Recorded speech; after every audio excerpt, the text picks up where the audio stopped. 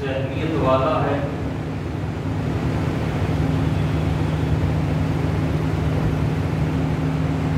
جس طرح بندہ صبح سے شام تک محنت کرتا ہے، مزدوری کرتا ہے، اور جیسے جیسے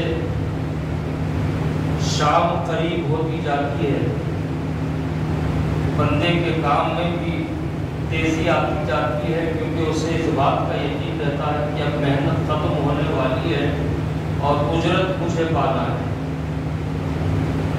یہی حال ہمارا ہے۔ ایک وقت وہ تھا کہ رمضان شریف آنے والے ہیں، رمضان شریف آنے والے ہیں، پھر وہ وقت بھی آیا کہ رمضان شریف آ رہے ہیں، پھر وہ وقت بھی آیا کہ رمضان شریف آ گئے، اور یہ اللہ کا نظام ہے کہ جو آتا ہے وہ جاتا ہے۔ رمضان شریف کو ہم نے پایا، اب وہ وقت آ گیا کہ دل بھی مان رہا ہے، دماغ بھی مان رہا ہے کہ اب یہ رمضان ہمارے پاس سے جانے والا ہے۔ حضرات گرامی، یہ جو آخری عشرہ ہم گزار رہے ہیں، مجھے آج 2-3 اہم موضوعات پر گفتگو کرنی ہے۔ اس مہینے کی ایک رات ایسی ہے جو شب قدر سے موسوم ہے۔ قرآن حکیم میں جس کا تعارف اس انداز میں کرایا گیا کہ 1000 مہینوں سے بہتر رات ہے، کیونکہ یہ نزول قرآن کی رات ہے۔ نزول قرآن سے جس رات کو نسبت ہو گئی، اللہ تعالیٰ نے اس رات کو اتنی برکت والا بنا دیا کہ 1000 مہینوں کے برابر یہ ایک رات کر دی گئی۔ حضرات گرامی، یہ اللہ کا کتنا بڑا کرم ہے اپنے محبوب کی امت پر۔ ہم میں تو ایسی کوئی کوالٹی نہیں ہے، ہاں لیکن ہم حضور پاک صلی اللہ علیہ وآلہ وسلم کی امت میں ہیں، حضور پاک صلی اللہ علیہ وآلہ وسلم کے غلام ہیں۔ اللہ تعالیٰ کے انعامات کا، اللہ تعالیٰ کے احسانات کا، اللہ تعالیٰ کی نوازشات کا ہم پر سلسلہ جاری رہتا ہے۔ پورا مہینہ رمضان کا ملا، پہلا عشرہ ملا، دوسرا عشرہ ملا، تیسرے عشرے میں ہم پہنچ گئے ہیں، اور یہ عشرہ ہمیں جہنم سے آزادی کا پروانہ دلانے والا عشرہ ہے۔ اور اس کی طاق راتوں میں ایک رات شب قدر ہے۔ 20 رمضان کو ہم نے گزارا، 21ویں رات آئی، وہ بھی شب قدر ہو سکتی ہے۔ 22 رمضان 23ویں شب آئی، شب قدر ہو سکتی ہے۔ 24ویں رمضان 25ویں شب قدر ہو سکتی ہے۔ 26ویں رمضان 27ویں شب قدر ہو سکتی ہے۔ 28ویں رمضان 29ویں شب قدر ہو سکتی ہے۔ اور 30 روزے ہو جائیں، 30 روزے کے بعد چاند نظر آئے اور ہمیں یکم شوال کو عید منانی ہے، تو وہ رات ہے، وہ بھی شب قدر ہو سکتی ہے۔ عزیزان گرامی، ہر چیز بتا دی گئی۔ فجر کا وقت بتا دیا گیا، ظہر کا وقت بتا دیا گیا، عصر کا وقت بتا دیا گیا، مغرب کا وقت بتا دیا گیا، عشاء کا وقت بتا دیا گیا، شب عرفہ کی فضیلت بتا دی گئی، شب عاشور کی عظمت بتا دی گئی۔ عزیزان گرامی، کوئی دن، کوئی لمحہ ایسا مسلمانوں کے لیے نہیں چھوڑا گیا جس کے ساتھ اس کی عظمت نہ بتائی گئی ہو۔ شب برات نشاندہی کر دی گئی کہ یہ کس رات کو شب برات کہا جاتا ہے، عظمت بتا دی گئی۔ شب معراج فضیلت بتا دی گئی، اور اس رات ہونے والے واقع معراج کو واضح کر دیا گیا۔ عزیزان گرامی، لیکن شب قدر چھپا دی گئی۔ اس کے کئی وجوہات ہیں۔ ایک وجہ حضور پاک صلی اللہ علیہ وآلہ وسلم کی خدمت عالی میں حضرت جبرائیل علیہ السلام وحی لے کر نازل ہوئے۔ شب قدر کی عظمت کے حوالے سے سورہ قدر نازل ہوئی۔ جس میں بتا دیا گیا کہ محبوب ایک رات 1000 مہینوں سے بہتر ہے۔ حضور پاک صلی اللہ علیہ وآلہ وسلم اپنی امت سے بے پناہ محبت کرنے والے، شدت سے محبت فرمانے والے۔ جب میرے آقا کو یہ بشارت معلوم ہوئی کہ میری امت کو اعزاز دیا گیا کہ ایک رات اگر یہ عبادت کر لے تو ایسا ہے جیسا 1000 مہینوں سے زیادہ یہ عبادت میں مصروف رہے، بڑے خوش ہوئے میرے آقا، اور اپنے صحابہ کرام کو بتانے کے لیے، خوشخبری سنانے کے لیے اپنے حجرے مبارک سے باہر تشریف لائے۔ تو ہوا یہ کہ وہاں دو صحابی کسی مسئلے کو لے کر آپس میں جھگڑا کر رہے تھے۔ میرے آقا جو بات بتانے آئے، میرے آقا نے اس بات کو روک لیا، نہیں بتایا میرے آقا نے۔ جب حضور تشریف لائے تو جھگڑا بھی ختم ہو گیا۔ پھر میرے آقا صلی اللہ علیہ وسلم نے فرمایا کہ میں بڑی بشارت تم کو پہنچانے آیا تھا، لیکن کیا کروں، یہ تمہارے آپسی جھگڑے کی وجہ سے میں رک گیا۔ اب صحابہ اکرام بڑے فکر مند ہوئے، عرض کرنے لگے یا رسول اللہ وہ کیا ہے؟ آقا نے فرمایا شب قدر کی میں تمہیں جنت دینے آیا تھا جو 1000 مہینوں سے بہتر ہے، لیکن تمہارے آپسی جھگڑے کی وجہ سے میں نے اس کو وہ بات تم تک نہیں پہنچائی۔ پھر صحابہ اکرام کی آنکھیں نم ہو گئی۔ میرے آقا صلی اللہ علیہ وسلم نے فرمایا ٹھیک ہے سنو، شب قدر سال میں ایک بار آتی ہے، رمضان کے مہینے میں آتی ہے، رمضان کے آخری عشرے میں آتی ہے، اور رمضان کے آخری عشرے میں کس دن آتی ہے یہ تم کو نہیں بتایا جائے گا۔ ہاں اتنا بتایا جائے گا کہ یہ رات میں آئے گی۔ عزیزان گرامی، ایک تو وجہ شب قدر کی خاص جو رات ہے اس کو امت مصطفیٰ سے چھپا دیا گیا، ایک وجہ یہ۔ دوسری وجہ مفسرین یہ فرماتے ہیں کہ دوسری وجہ یہ ہے کہ میرے آقا صلی اللہ علیہ وآلہ وسلم یہ چاہتے ہیں کہ میرا امتی ہے، رمضان کے آخری عشرے کی جو برکتیں ہیں حضور سے بہتر کون جانے، تو حضور یہ چاہتے ہیں کہ رمضان کے آخری عشرے کی جو برکتیں رحمتیں ہیں وہ زیادہ سے زیادہ میرا امتی اس کا حقدار بن جائے۔ اس کے لیے اگر ایک رات بتا دی جائے کہ یہ رات شب قدر ہے تو پھر میرے آقا اپنے امت کی کوتاہیوں سے بھی تو واقف ہے۔ میرے آقا جانتے ہو سکتا ہے کہ صرف اسی رات کو میرا امت کی بات میں مغلوب ہو جائے، اور باقی آقا نے پوشیدہ رکھ دیا تاکہ میرا امتی تلاش شب قدر کے عنوان سے شب قدر بھی اس کو مل جائے، اور شب قدر سے آگے اور پیچھے والی راتیں بھی اس کو مل جائے، اور وہ زیادہ سے زیادہ عبادت کرے اور اپنے رب کو راضی کر لے۔ تو یہ شب قدر کا اشارہ ہے عزیزان گرامی۔ ہر رات عبادت میں وقت اپنا گزاریں۔ عام طور پر جب تیسرا عشرہ شروع ہوتا تو ہماری مسجدیں اعتکاف کے نور سے معمور ہو جاتی، لوگ اپنے گھر گھرستی کو چھوڑ کر مسجدوں میں ڈیرا جما لیتے۔ مسجدوں میں ڈیرا کیا جماتے، بلکہ مسجد اللہ کے گھر کی دہلیز پر پڑ جاتے اور عرض گزار ہوتے کہ مولا پہلا عشرہ ہم نے روزے رکھ کے عبادتیں کی، دوسرا عشرہ ہم نے روزے رکھ کے عبادتیں کی، مولا ہمارا وہ عشرہ وہ عبادتیں وہ روزے مولا قبول ہوئی یا نہیں ہمیں نہیں معلوم، کیونکہ ساتھ میں ہم دنیا دار بھی بنے رہے۔ میرے مولا اب سب چھوڑ چھاڑ کر صرف دیندار بننے کے لیے، تیری بندگی کا حق ادا کرنے کے لیے تیرے در پر پڑ گئے ہیں مولا۔ اب ہم تیرے حوالے ہو چکے ہیں، ہم نے ساری دنیا داری ترک کر دی اور اپنے آپ کو تیرے حوالے کر دیا، مولا ہم پر فضل فرما دے۔ لیکن حالات گزشتہ سال اور ان سال کچھ اس طرح کے ہو گئے کہ یہ اعتکاف جیسی اہم سنت سے امت مصطفیٰ کی اکثریت محروم ہو گئے۔ لیکن ہم میں بھی خوش نصیب ہے وہ لوگ، اللہ تعالیٰ ان کی عمر دراز کرے، ان کی عبادتوں کو قبول فرمائے، ان کے روزوں کو قبول فرمائے، ان کی نیتوں میں مزید اخلاص عطا فرمائے۔ مسجد میں انہیں اعتکاف کا موقع نہیں ملا، لیکن اپنے گھر کے کونے میں انہوں نے اعتکاف اختیار کر لیا، تاکہ مسجد میں اعتکاف تو نہیں ہو سک رہا ہم سے وہ عادت نہ چلی جائے، اور اللہ تعالیٰ کم از کم ان حالات میں اس طرح کا ہمارا اعتکاف قبول بھی کرے اور ہماری مغفرت کا ذریعہ بن جائے۔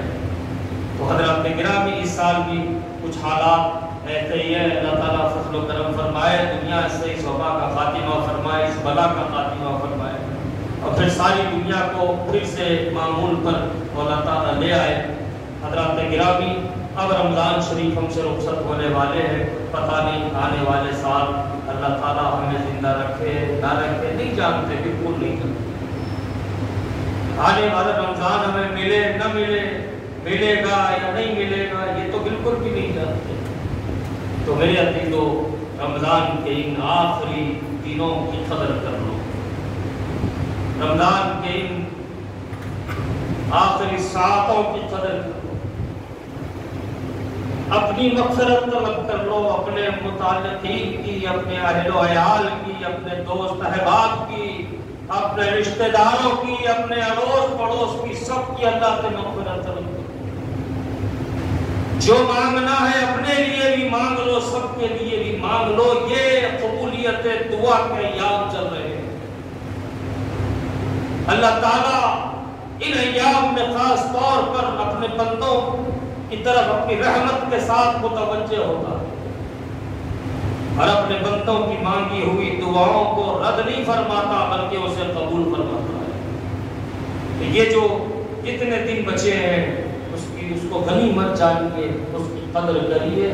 اور حضرات گرامی، یہ مہینہ جہاں مختلف ان کے نام ہے، ماہ رمضان ہے، اس مہینے کا نام ہے ماہ صبر، ایک اور نام اس مہینے کا ہے ماہ مواسات۔ مواسات بڑا جامع لفظ ہے۔ مواسات کا مطلب ہوتا ہے ہمدردی، مواسات کا مطلب ہوتا ہے غمگساری، مواسات کا مطلب ہوتا ہے کسی دکھی دل کے آدمی کے چہرے پہ مسکراہٹ لا دینا۔ مواسات کا مطلب ہے کسی ضرورت مند کی ضرورت کو پورا کر دینا۔ مواسات کا مطلب یہ ہے کہ کسی بھوکے کو کھانا کھلا دینا۔ مواسات کا مطلب ہے کسی پیاسے کو پانی پلا دینا۔ اور عزیزان گرامی، مواسات کا مطلب یہ ہے کہ کسی کی ضرورت کو پورا کر دینا۔ اور الحمدللہ ہم بحیثیت مسلمان جب ماہ رمضان آتا ہے، چونکہ ہمارے آقا کی یہ سنت ہے، ام المومنین سید عائشہ صدیقہ رضی اللہ تعالیٰ عنہ اما جان فرماتی ہیں کہ میرے آقا صلی اللہ علیہ وآلہ وسلم سال کے 11 مہینے سخاوت فرماتے، ہر ضرورت مند کی ضرورت کو میرے آقا پوری فرماتے، کسی کو خالی ہاتھ میرے آقا نہ لوٹاتے۔ ام المومنین فرماتی ہیں لیکن جب ماہ رمضان مبارک آتا تو ایسا لگتا ہے کہ میرے آقا صلی اللہ علیہ وسلم کے ذریعے سخاوت کی آندھی چل رہی ہے، کوئی کمی نہیں ہوتی۔ یہی امت مصطفیٰ کے ہر فرد اور سرکار پاک صلی اللہ علیہ وسلم کے غلام کا یہ طریقہ ہوتا ہے کہ رمضان کا مہینہ آتا ہے تو وہ سخاوت کرتا ہے، اللہ تعالیٰ نے اس کو جو نوازا اس میں سے اس کے بندوں پر خرچ کرتا ہے۔ اور عزیزان گرامی، خرچ کی جب بات آئی ہے تو یہ بھی ہے کہ اس مہینے میں زکوٰۃ ادا کی جاتی ہے۔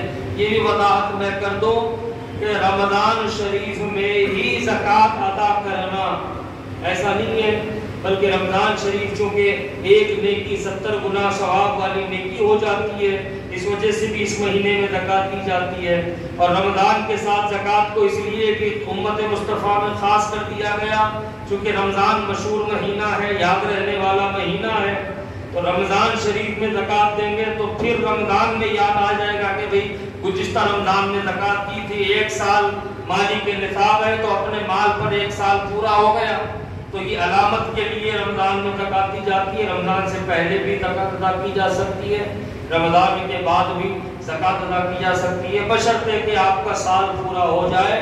اور چونکہ زکوٰۃ مالی کے نصاب پر اس کے بعد کا مال 1 سال اس پر گزر گیا تو مالی کے نصاب پر فرض ہے، اور صدقہ فطر واجب ہے، یہ تو ڈیوٹی ہے مسلمانوں۔ عزیزان گرامی یہ ڈیوٹی ہے، مالک نصاب کی ڈیوٹی ہے۔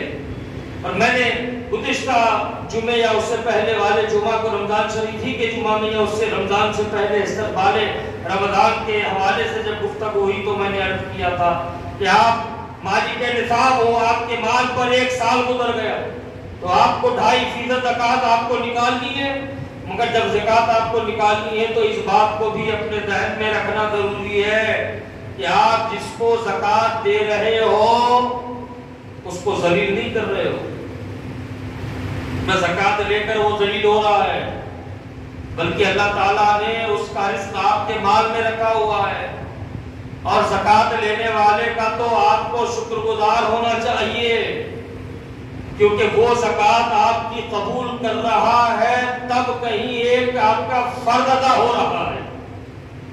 اگر زکوٰۃ لینے والا کہہ دے کہ میں زکوٰۃ نہیں چاہیے، کوئی ہر زکوٰۃ لینے والا یہ کہہ دے کہ ہمیں تمہاری زکوٰۃ نہیں چاہیے، تو پھر عزیزو فرض کیسے ادا ہوگا؟ زکوٰۃ لینے والے کا احسان مند ہونا چاہیے کہ یہ زکوٰۃ لے رہا ہے۔ تو میں نے یہ عرض کیا تھا آپ حضرات سے کہ زکوٰۃ کو 100 ٹکڑوں میں نہ کیجیے، بلکہ کسی ایسے فرد کو رشتہ داروں میں پڑوسیوں میں ڈھونڈیں اور اس بات کی کوشش کریں کہ زکوٰۃ کی ایک اچھی خاصی رقم اس کو پہنچ جائے تاکہ اس کا کوئی روزگار لگ جائے یا اس کا کوئی کاروبار لگ جائے، اور آنے والے سال تک وہ زکوٰۃ دینے کے اہل نہ صحیح لیکن زکوٰۃ لینے کا مستحق نہ رہے۔ اس بات کی فکر کریں تو الحمدللہ بہت سے حضرات نے مجھ سے رابطہ کیا اور کہا کہ ہمیں بہت عرصے کے بعد یہ اس بات سمجھ میں آئی، اور ہم نے یہ جو اپنے گھروں پر لائن لگا کے ساڑیاں بانٹنا، لنگیاں بانٹنا، کرتے بانٹنے کا جو رواج تھا وہ ہم نے ختم کر دیا۔ اپنے رشتہ داروں میں الحمدللہ اپنے رشتہ داروں میں دیکھا کہ غریب مستحق کون ہے، اپنے پڑوسیوں میں دیکھا غریب مستحق کون ہے، بڑی عزت و اکرام کے ساتھ اس کو زکوٰۃ پیش کی۔ ماشاء بڑا دل کو اطمینان حاصل ہوا ہے، بڑا دل کو اطمینان حاصل ہوا، اس طرح ہم نے زکوٰۃ ادا کی ہے، کئی لوگوں نے ادا کیا۔ لیکن عزیزان گرامی ساتھ میں ایک بات اور میں آپ حضرات کے گوشے گزار کروں، اور ہر سال آپ حضرات کو کہتا ہوں کہ زکوٰۃ فرض ہے مالک نصاب پر، صدقہ فطر واجب ہے، دینا ہی دینا ہے۔ آقا نے فرمایا جو فطر ادا نہیں ادا کرتا، صدقہ فطر ادا نہیں ادا کرتا، وہ ہماری مسجد کی طرف نہ آئے، ہماری عیدگاہ کی طرف نہ آئے، وہ تو دینا ہی دینا ہے۔ لیکن عزیزان گرامی اس کے ذریعے مسلمانوں کے غریب طبقے کی مدد ہوتی ہے، اور ساتھ ہی یہ بات آپ حضرات کے گوشے گزار بھی ہمیشہ میں کرتا آیا ہوں، اور اس بار بھی کہوں گا کہ عزیزو مسلمانوں میں ایک طبقہ ہے سادات اکرام، یہ حضور پاک صلی اللہ علیہ وسلم کا خاندان ہے، یہ حضور پاک صلی اللہ علیہ وسلم کے اہل بیت ہیں، حضرت علی اور ان کی اولاد، حضرت عباس اور ان کی اولاد، حضرت جعفر اور ان کی اولاد، حضرت عقیل اور ان کی اولاد، حضرت حارث ان کی اولاد، یہ سب سادات ہیں، سادات بنو ہاشم ہیں۔ یہ میرے آقا صلی اللہ علیہ وسلم کے دادا عبد المطلب کی اولاد ہے۔ میرے آقا صلی اللہ علیہ وآلہ وسلم نے اپنے لیے، اپنے اہل بیت کے لیے زکوٰۃ کو حرام کر دیا۔ اب کسی سید کو آپ نہ زکوٰۃ دے سکتے ہو، نہ کسی سید کا زکوٰۃ لینا درست ہو سکتا ہے، جائز ہو سکتا ہے۔ اب عزیزان گرامی کیا سادات کرام میں غریب نہیں ہے؟ کہ سادات کرام میں مستحق لوگ نہیں ہیں؟ کہ سادات کرام میں فاقہ کشی کرنے والے لوگ نہیں ہیں؟ کہ سادات کرام میں چھوٹے موٹے کام کر کے اپنے بیوی بچوں کا رزق حلال کے ذریعے پیٹ بھرنے والے لوگ نہیں ہیں؟ تنگدستی کی زندگی گزارنے والے بھی لوگ ہیں، ان کو زکوٰۃ نہیں دی جا سکتی، ان کو صدقہ فطر نہیں دیا جا سکتا۔ پھر کیا کیا جائے؟ کیا کیا جائے؟ حضور پاک صلی اللہ علیہ وآلہ وسلم سے محبت ہے، حضور پاک صلی اللہ علیہ وسلم کے گھرانے سے محبت ہے، جبھی ایمان مکمل ہوتا ہے۔ یاد رکھو بعض حضرات کو ہر سال ایک تحقیق کی بیماری لگ جاتی ہے کہ سادات کو بھی زکوٰۃ دینا درست ہے، غالباً اس سال ان کے بیانات اخبار میں نہیں ہیں۔ سادات کو بھی زکات دی جا سکتی ہے، سادات کو بھی زکات دی جا سکتی ہے۔ عزیزان گرامی، میرے آقا صلی اللہ علیہ وآلہ وسلم نے زکات کو، زکات کے مال کو اپنے اور اپنے اہل آل پر اس لیے حرام قرار کر دیا کہ یہ لوگوں کے مال کا میل ہے، اور حضور کا خاندان تو پاک ہے، لوگوں کے مال کا میل حضور کے پاک خاندان کو کیسے پہنچے؟ اور یاد رکھیے یہ وقتیہ نہیں ہے کہ ایک وقت کے لیے حضور نے حرام کر دیا پھر جائز ہو جائے، نہیں، قیامت تک کے لیے۔ اور اس میں سادات اکرام کا اکرام ہے، سادات اکرام کے عظمت کا فضیلت کا اعلان ہے کہ جو چیز ساری امت کے غریبوں کو دی جائے گی وہ نبی کی آل کو، نبی کے اہل بیت کو نہیں دیے جائے گی۔ حضور پاک صلی اللہ علیہ وآلہ وسلم سے محبت، آپ کی آل سے محبت، یہ ایک مسلمان کا بہت بڑا کام ہے۔ اور عزیزان گرامی، مسلمانوں میں جو غریب ہیں، مستحق ہیں، ان کو، جو غیر سید ہیں ان کو زکوٰۃ دی جا سکتی ہے، جو سید ہیں ان کو زکوٰۃ نہیں دی جا سکتی ہے۔ ان کے لیے کیا کیا جائے؟ اہل ثروت حضرات ہیں، اللہ تعالیٰ نے جنہیں مال و دولت سے نوازا، وہ اپنے پاک مال سے خدمت کر لیں، کیونکہ کئی ایسی بشارتیں موجود ہیں۔ حضرت عثمان غنی رضی اللہ تعالیٰ عنہ فرماتے ہیں کہ میرے آقا صلی اللہ علیہ وسلم نے فرمایا، یا سن لو، میرے دادا عبد المطلب کی اولاد کے ساتھ دنیا میں جو بھلائی کرے گا، اگر اس کا بدلہ دنیا میں وہ چکا نہ سکے تو قیامت کے دن ڈھونڈ کر میں اس کا بدلہ چکا دوں گا۔ یہ کتنی عظیم بشارت ہے مسلمانوں کے لیے۔ اپنے دادا کا نام لے کر فرما رہے حضور حضرت سیدنا ابوبکر صدیق رضی اللہ تعالیٰ عنہ فرماتے ہیں کہ اللہ کے رسول صلی اللہ علیہ وسلم سے محبت ہے تو پھر ان کے اہل بیت کے حق کی حفاظت کرو، تعظیم و تکریم کرو، ان کی ضروریات کو پورا کرو۔ میرے آقا صلی اللہ علیہ وسلم فرماتے ہیں کچھ لوگ قیامت میں میدان حشر میں ایسے پہنچیں گے کہ انہیں ڈھونڈ ڈھونڈ کر میں ان کی شفاعت کرواؤں گا۔